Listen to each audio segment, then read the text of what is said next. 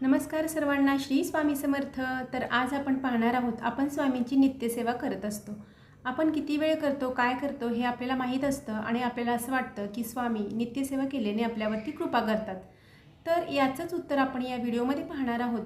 माहिती तुम्हाला आवडत असेल तर व्हिडिओला तुम्ही लाईक करू शकता. चॅनलवरती तुम्ही जर नवीन असाल तर चॅनलला सबस्क्राईब देखील करू शकता.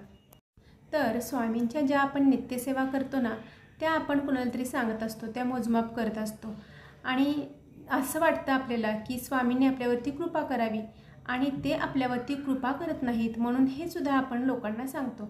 मग हे योग्य आहे का? तर नाही. आपल्या स्वामींनी असं कुठेही म्हटलेलं नाही आहे की माझ्यासाठी तुम्ही वेळ काढा, माझ्या एवढ्या प्रकारच्या सेवा करा, मला वेळ द्या, आपले कामधंदे सोडून माझ्या मठात या, माझ्या आरत्या करा, असं स्वामींना कुठेही उल्लेख केला नाही. ज्या वेळेला आपले स्वामी हयात होते ना, त्यावेळेलासुद्धा स्वामींचा या गोष्टींना विरोध होता.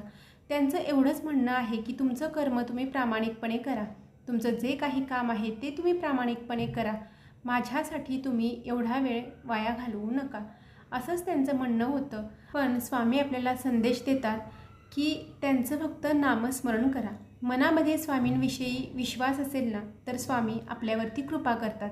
आपल्याला जास्त काही करण्याची गरज नसते. फक्त स्वामींवरचा विश्वास आहे ना, तो ढळून देऊ नका. फक्त माणसाशी माणसाप्रमाणे राहा. म्हणजेच काय, तर एखादा अडला नडला गरीब असेल तर त्याची मदत करा, एखाद्याच्या हाकेला धावून जा, एखादा अडचणीत सापडला असेल तर त्याची मजा बघण्यापेक्षा त्याला मदतीचा हात द्या. एवढीच स्वामींची शिकवण आहे आणि हेच स्वामींना आवडतं.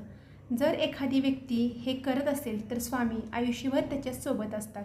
जरी त्या व्यक्तीने कधीही स्वामींची सेवा केली नसेल किंवा नित्यसेवा केली नसेल, फक्त स्वामींवरती विश्वास जरी असेल तरी स्वामी त्याच्यासोबत असतात. म्हणूनच या व्हिडिओच्या माध्यमातून एवढाच संदेश तुम्हाला द्यायचा आहे की नित्यसेवा केल्याने आपलं काहीही बिघडत नाही. आपल्या मनाला शांती मिळते, आनंद मिळतो, स्वामींच्या जवळ जाता येतं.